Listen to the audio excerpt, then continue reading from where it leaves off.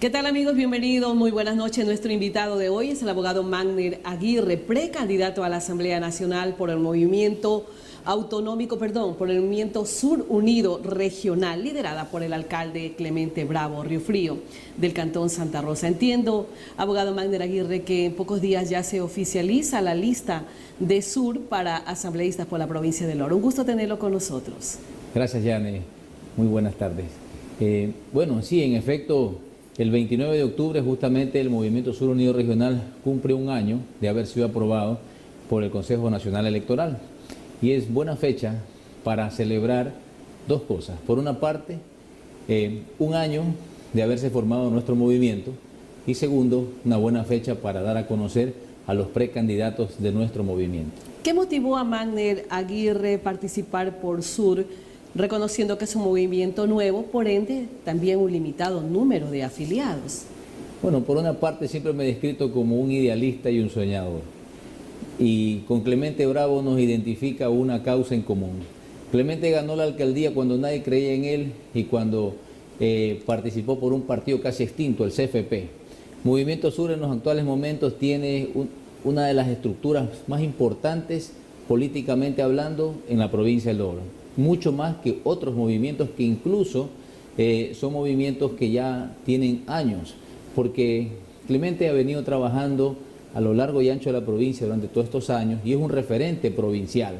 Entonces, Movimiento Sur tiene centrales en Machala, Pasaje, El Guabo, Arenillas, Huaquillas, en la parte alta de la provincia del Oro. Entonces, nosotros entramos en realidad con un movimiento que actualmente quizás es poco conocido para los machaleños sobre todo, pero que a nivel de provincia tenemos una estructura importante. Y en Machala es donde está el mayor número de votantes. Bueno, por eso lo han elegido a Magner Aguirre.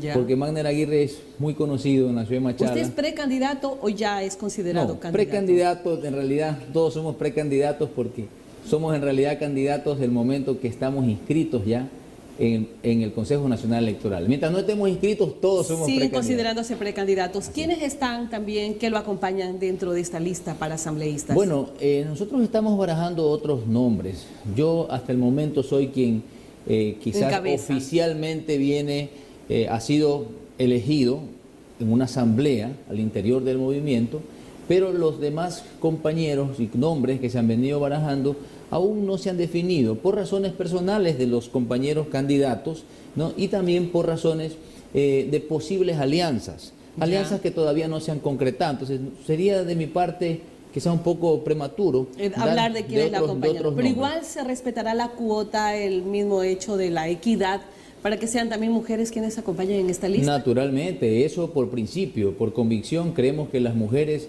deben estar dentro de nuestra lista porque son parte importante del desarrollo de nuestra provincia y porque creemos en la mujer como el motor también del desarrollo de los pueblos. Se escucha a la oposición, abogado Aguirre, que la representación de nuestros asambleístas en la Asamblea Nacional, vale la pena la redundancia, ha sido nula. ¿Qué considera usted? Yo creo que definitivamente nos han quedado debiendo. ¿Por qué? Porque si usted revisa el último estudio que se hizo respecto de cuál ha sido la gestión legislativa y fiscalizadora de nuestros asambleístas, lamentablemente arroja saldo negativo. Creo que solamente la asambleísta Rocío Valareso y el asambleísta Córdoba, si mal no estoy equivocado, han presentado la una 2 proyectos de ley y el otro un proyecto de ley, pero ninguno ha sido aprobado. De los demás no hay proyectos presentados, no hay proyectos aprobados, solamente requerimientos de información. Me parece que el asambleísta Montgomery Sánchez ha realizado alrededor de 19 requerimientos de información, de acuerdo a esa información que salió hace aproximadamente unos 20 días en los medios locales. O sea, no se cumplió el objetivo, que es legislar y fiscalizar. Naturalmente, por supuesto. Mire, yo creo que hay muchas cosas que se pueden hacer por la provincia. Si bien es cierto, la labor principal del legislador es legislar y fiscalizar, ¿sí? Sin embargo, yo creo que eso tampoco le impide a los asambleístas el poder hablar en los ministerios, hablar en las diferentes instituciones del Estado, buscando mejores días para nuestra provincia. Usted dice le están debiendo a la provincia, ¿cómo qué cosas? Mire, por ejemplo, es muy lamentable que dentro del marco de la conformación de la zona 7, dentro del marco de la distribución de las diferentes direcciones provinciales, desconcentración y descentralización de las ciudades, no se haya peleado para que de acuerdo a la actividad productiva, de acuerdo al porcentaje de población de nuestra provincia y de acuerdo a cada una de las diferentes tipos de actividades que se desarrollan en nuestra provincia, en donde somos mucho más fuertes, como por ejemplo en el área bananera, es decir, en el área agrícola, en el área acuícola, en el área de pronto de puertos, ¿no? Se considere a la provincia del Oro las direcciones provinciales de acuerdo a estos parámetros, principalmente el de población y el de la actividad productiva. Pero esa ha sido una lucha de algunos asambleístas, incluso el ingeniero Montgomery Sánchez reclamó respecto a ese tema. ¿Qué cree usted que ha faltado por hacer? Bueno, mire, yo creo que en la legislación como en las ventas lo que cuesta son los resultados. Y aquí nosotros reclamamos es resultados. Ha faltado liderazgo de nuestras autoridades, no solamente hablemos de los asambleístas, de las autoridades en general. Yo creo que sí. Usted sabe, yo también he estado participando en el tema de la Cámara de Comercio, y mire usted lo que ha ocurrido en la Cámara de Comercio. Nuestro presidente no ha dicho nada respecto de unas tasas arancelarias que tanto han perjudicado al comercio. Entonces, los liderazgos pequeños, como los medianos, como los grandes, definitivamente han estado ausentes durante todos estos años.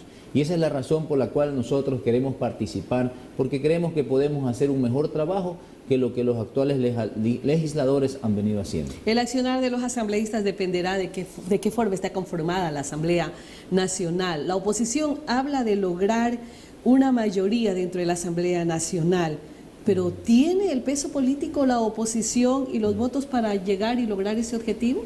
¿Usted se considera parte también de la oposición? Bueno, mire, yo creo que si queremos ser realmente equilibrados, más allá de que considerarse a rajatabla como miembro de una oposición ciega, yo creo que a nosotros deben importarnos por sobre todas las cosas los grandes intereses del país.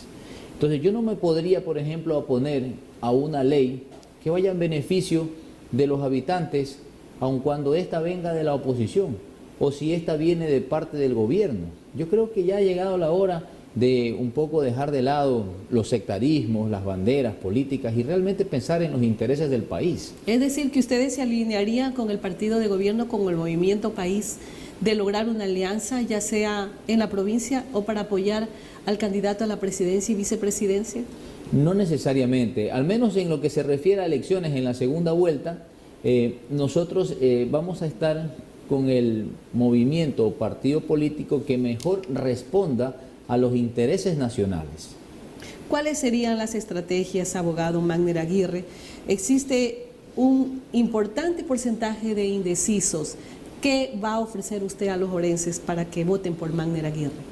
Bueno, mire, Yane, yo al igual que creo que la mayor parte de la gente que se ha forjado en esta provincia y que a Dios gracias ha prosperado, vengo de abajo y con mucho esfuerzo y con mucho trabajo hemos podido salir adelante cuando las condiciones para poder trabajar eran un poco más flexibles.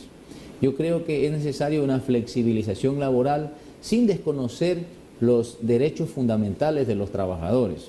Yo creo también que es muy importante una reforma integral en materia tributaria. Y en ese sentido digo integral porque creo que hay que hacer una reforma bien pensada, bien hecha, para luego no tener que estar cambiando cada vez de políticas económicas y tributarias. Eso abona muchísimo a la confianza. ¿Bajar los impuestos? Yo creo que hay impuestos que sobre todo tienen que desaparecer porque están cobrados dos veces. Y hay impuestos que también tienen que revisarse. Por ejemplo, yo creo que el anticipo del impuesto a la renta definitivamente tiene que eliminarse. Hay un doble impuesto, por ejemplo, en cuanto al impuesto a los predios rústicos. Tenemos el impuesto a los predios rústicos y el impuesto al excedente cuando se tiene más de 25 hectáreas a los predios rústicos. Es decir, a usted le castigan por el hecho de tener más tierra. Y tener más tierra no necesariamente significa que usted tiene más plata, sino que usted logró en algún momento dado comprar una propiedad un poco grande. O sea, reformas al COTAD. Reformas al COTAD, reformas al Código Tributario, reformas a la ley de régimen tributario interno. ¿Cómo sobreviven los municipios, los GAT? ¿Cómo hacen obras en sus cantones? Ampliando la base de contribuyentes. Porque lamentablemente usted lo dice, Y mucha gente lo dice. El gran problema es que en el país no se tributa. Y claro, hoy en día tributamos quienes de manera especial, quienes estamos dentro del comercio formal, quienes de alguna manera hemos y mantenemos actividades dentro de la formalidad, quizás mal llamada formalidad, porque creo que tan formal es un comerciante minorista como un gran comerciante, pero el gran problema de fondo es que sencillamente hay mucha gente que no tiene un registro único de contribuyentes o que no factura. Entonces a ese grupo le llamamos informal, ¿no? Entonces esa gente no va a facturar tampoco si no existen condiciones apropiadas para poder hacerlo. Entonces en ese sentido es importante comenzar a pensar y a repensar de qué manera podemos hacer leyes que estimulen la inversión y que fomenten una cultura tributaria. En materia tributaria yo creo que cabe muy bien el pensamiento de Solón. Solón decía que las leyes deben ser hechas de tal manera que sea más fácil cumplirlas que violarlas.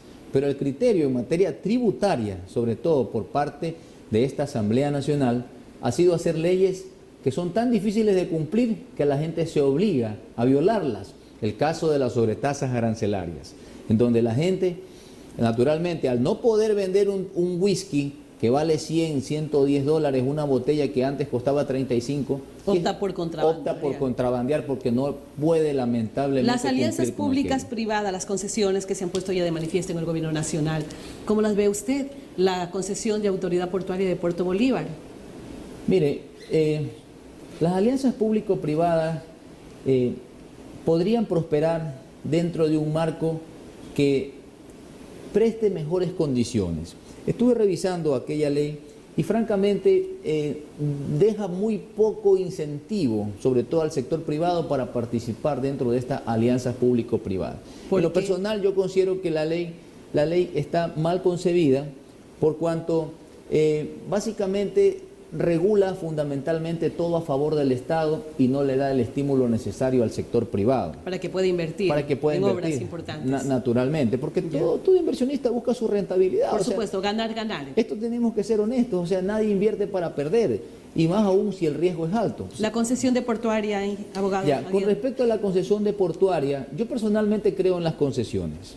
Creo que si se hubieran concesionado las carreteras del Ecuador, hace rato tuviésemos ya la vía Machala-Guayaquil, Machala-Cuenca, y al Estado le hubiese quedado sobrando plata para hacer una cantidad de obras. ¿Que las regalías se queden en la provincia del Oro, en el sur? Naturalmente, las regalías, pero sobre ese tema pues hay que precisar y hay que hablar muchas cosas, porque lamentablemente yo soy oriundo de la parte alta de la provincia del Oro y veo con mucha preocupación y con mucha tristeza cómo sufre nuestra gente en Portobelo, Piña, Zaruma, con respecto a la minería artesanal. Y lo más grave de todo es que esas regalías ni siquiera están llegando para que se puedan ejecutar las obras que tan bien, me parece, estén enmarcadas así en la ley para que se ejecuten obras de importancia en esa zona. Vamos a seguir hablando de estos y otros temas en una próxima oportunidad. Abogado Magner Aguirre, muchísimas gracias por su presencia. Precandidato a la Asamblea Nacional por el Movimiento Sur Unido Regional, liderado por el ingeniero Clemente Bravo Riofrío. Agradecemos su presencia, amigos. Continuamos con más aquí en Orovisión.